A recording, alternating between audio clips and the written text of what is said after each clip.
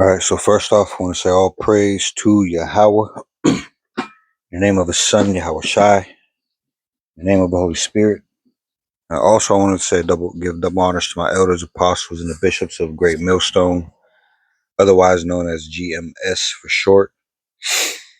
And also, I want to say shalom to the remnant and the elect of Israel, Lord willing. I am of that number. So we're going to continue here on the subject of controversy of Zion, right? This controversial controversy. All right, as soon as I can find this window that I was in, hold on. Salakia.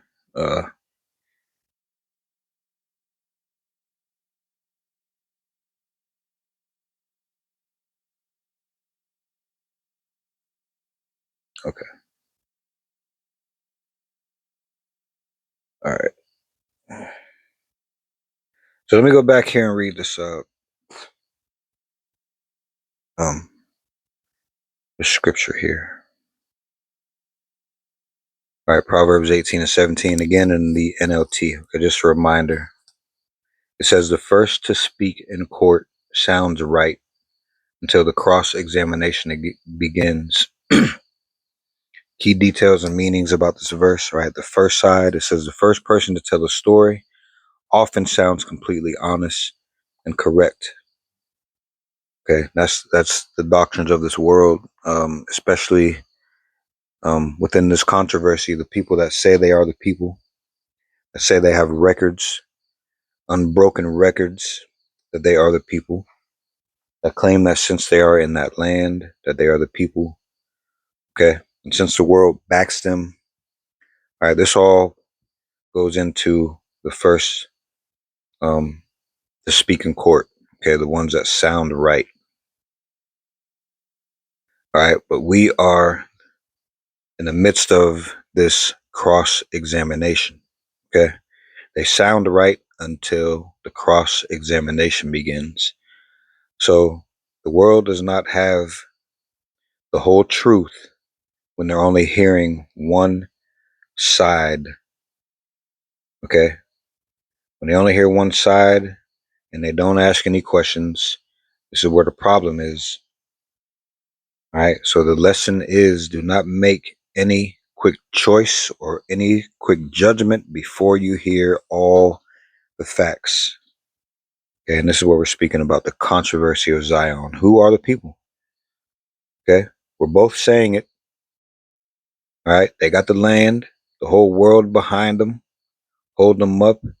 And I mean every nation, even Israelites holding these people up as if they are the people, as if they are uh, the ones that are speaking first in court and that sound right. They're holding up as if they are right, but they are not. Okay. The thing is, you won't know this again unless the Lord blesses you with the power to listen and understand. All right. Because what this world pulls, the veil that this world pulls over uh, the world's eyes, excuse me, the veil that these people that claim to be the people pull over the world's eyes, all right, is crumbling under this truth, under this cross examination through the spirit and power of Yahweh and Yahweh Shai. This is all prophecy. Well, let's go ahead and examine this controversy a little bit more here, because we do have a little bit more to speak about. If I can find the correct window, hold on.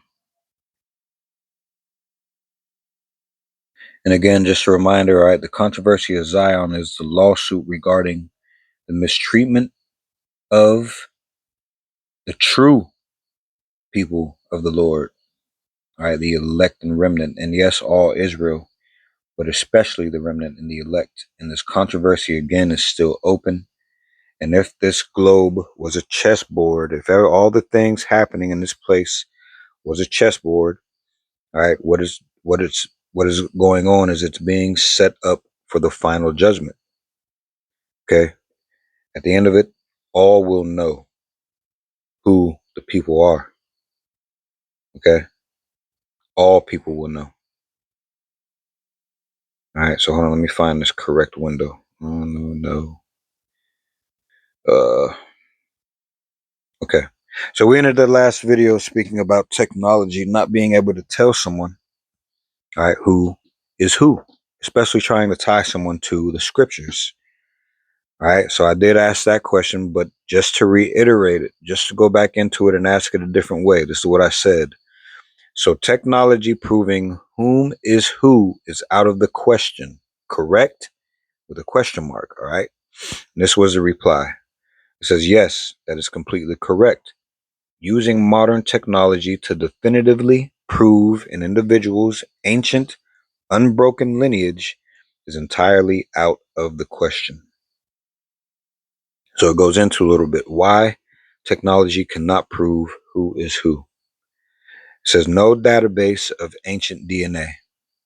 It says to prove a direct connection to ancient biblical figures or specific tribes, scientists would need verified, uncorrupted DNA samples from those exact individuals to compare against yours. No such database exists.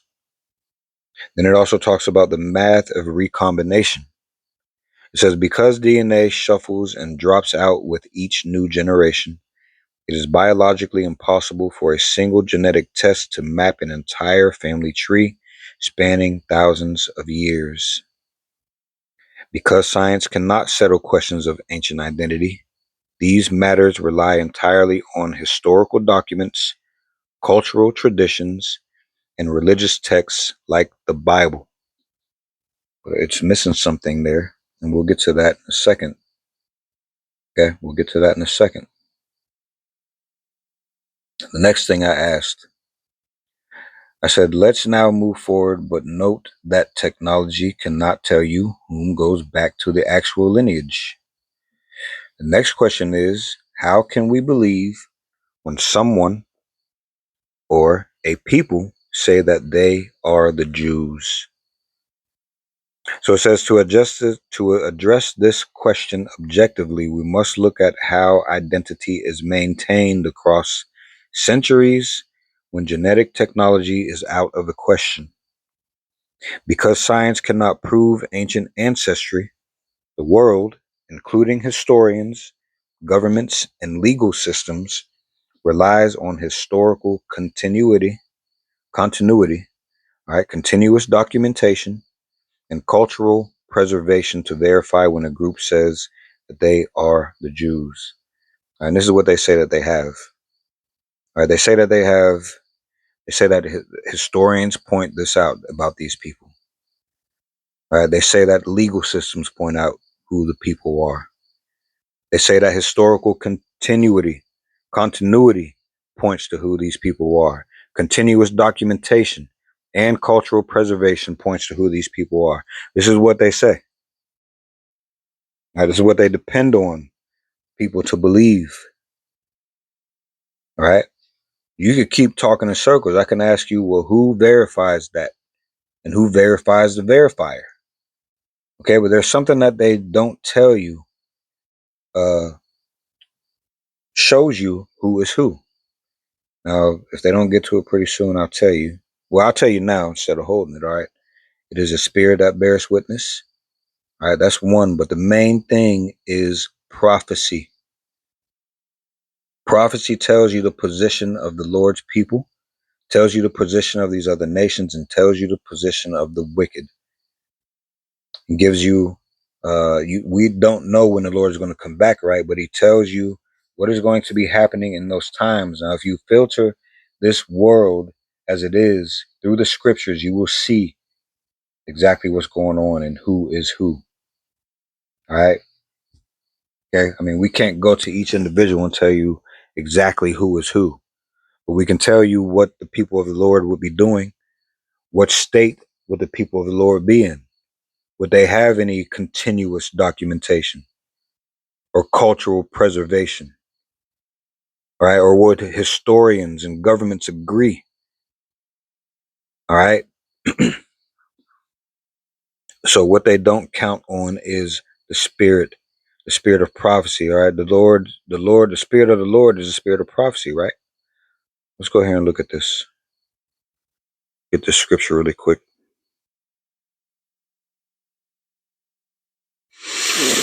This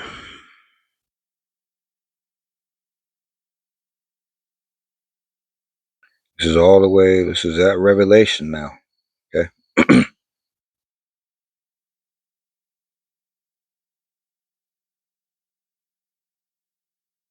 me start at 9. This is Revelation 19, verses 9 and 10, with the point being in 10. Okay, but 9 reads, "And he saith unto me, Right, blessed are they which are called unto the marriage supper of the Lamb." And what are brothers doing out on the corners and on these videos? By speaking this truth, telling you, right, that there is a such thing as too late. We tell you that the Lord is coming. We tell you, you need to learn of the Lord and get with it. Okay? Calling or bidding people to the marriage supper of the Lamb. Okay? It says, "And he saith unto me, These are the true sayings of Yahweh Bashem Yahushai." Verse 10 says, "And I fell at his feet to worship him. And he said unto me, See thou do it not. I am thy fellow servant and of thy brethren that have the testimony of Yahushai.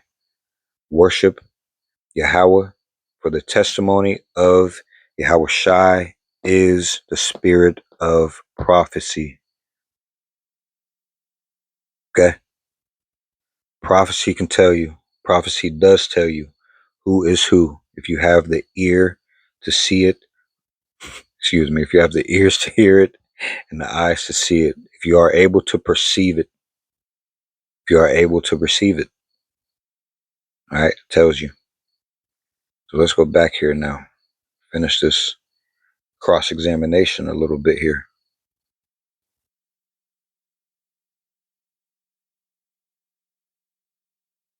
So it goes on, it says, here is how that identity is tracked and believed. Number 1, the unbroken paper trail and written records. It says, while an individual may not have a personal family tree going back 3,000 years, the Jewish community as a whole possesses an extensive, continuous paper trail. And I want you to keep in mind, no matter where these people go, there they are. All right. Keep in mind that they are stating what they want you to know here. Okay. They say that they have a continuous paper trail. Write that down. All right. They possess an extensive, continuous paper trail. Okay. Let's keep going though. It says the Talmud and rabbinic responses. It says for over 2 millennia, Jewish communities across the Middle East, North Africa, and Europe maintained constant communication. Thousands of written letters or responsa between rabbis dating back to the classical and medieval eras document the exact laws, lineages, marriages, and community rosters of these populations. Discovered in Egypt, this archive, talking about the Cairo Geniza or Geniza, says discovered in Egypt, this archive contains over 400,000 Jewish manuscripts, legal contracts, and community documents dating from 870 AD to 19th century, proving a continuous documented presence of identity.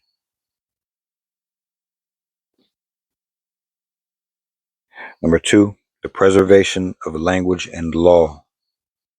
It says a people's identity is tied to the preservation of their specific heritage. Hebrew and Aramaic. It says for thousands of years, scattered Jewish populations continue to use Hebrew and Aramaic as their languages of prayer, legal contract, and scholarship, long after those languages ceased to be spoken by any other nations. The Mosaic Law. The specific, highly detailed laws found in the Torah, such as dietary restrictions, Sabbath observance, and circumcision, were practiced identically by Jewish communities isolated from one another for centuries, such as the Jews of Yemen and the Jews of Germany, pointing to a common, unbroken origin. So if you have someone else's records, and this isn't what I'm reading, this is just a question.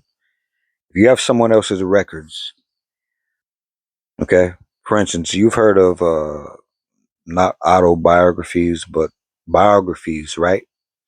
Someone wrote a story on somebody's life, okay, and they're the only ones with the copy of that book. Does that make him that person that he wrote about because he can mock him, because he can do all the things that he do at certain times, he knows the language? Okay, does that make him that person now? Hmm.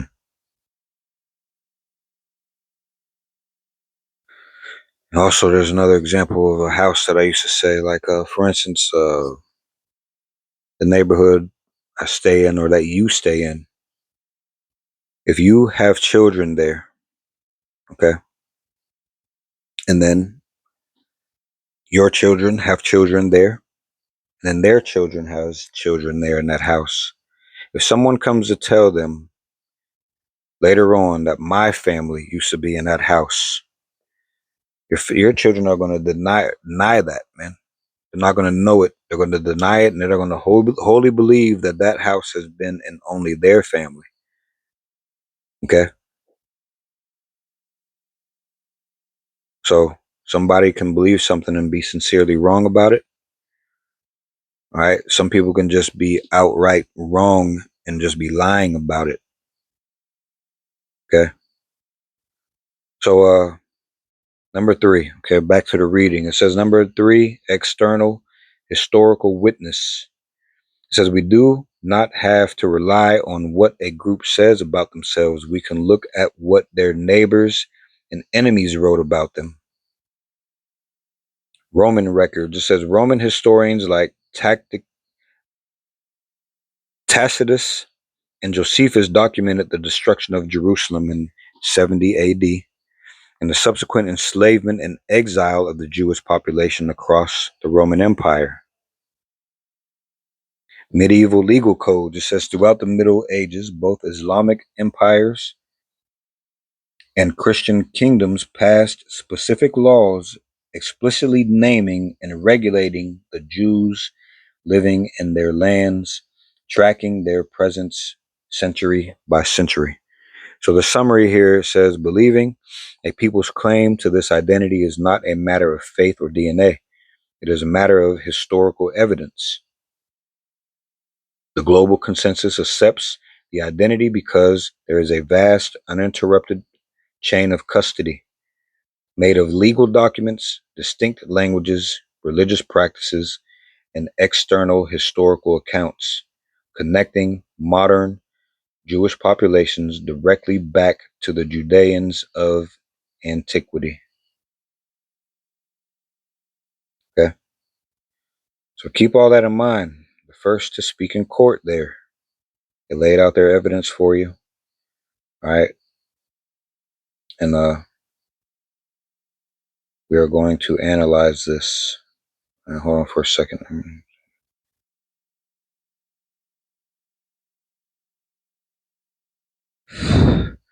Okay, so that's their case. We just laid that out in this video.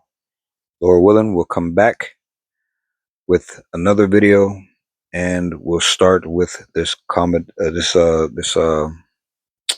examination in plain sight. As a matter of fact, we can end the video with what is cross examination, and then we'll start the next with what is cross examination, Lord willing. Okay, so let's get that really quickly here.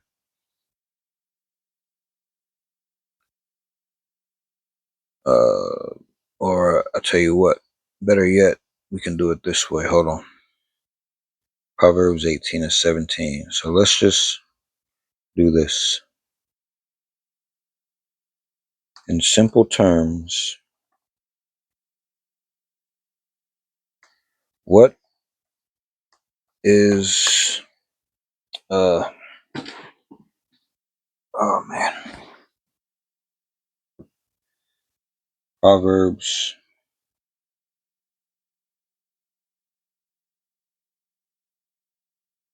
Hold on. Proverbs 18 and 17.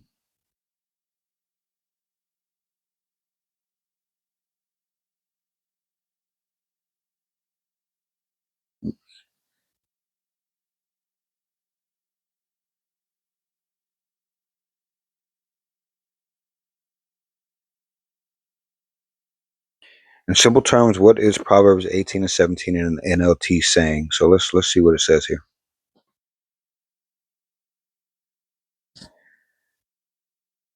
Okay, it says, in simple terms, Proverbs 18 and 17, NLT means that every story sounds convincing until you hear the other side. The literal text states the first to speak in court sounds right until the cross-examination begins.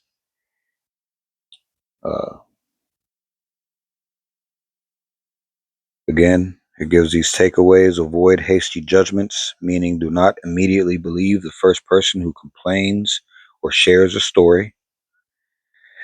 Point number two sides to everything. One person can easily frame facts to make themselves look completely innocent or correct. And then the last one, dig deeper. It says truth is revealed when a neutral person asks tough questions and looks at all the evidence. Ultimately, this verse is a warning against reacting out of emotion before gathering all the facts. Okay. Let's see. Explain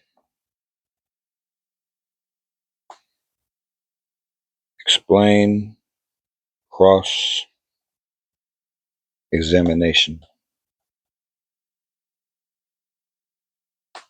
in court. Let's see. In a court of law, cross examination is the process where a lawyer questions a witness who is called to stand by the opposing side. It happens right after the witness finishes their initial questioning, called direct examination. Its main goal is to test the witness's truthfulness, memory, and reliability. Key purposes of cross-examination: it says testing credibility, finding inconsistencies, challenging perception. Okay. So,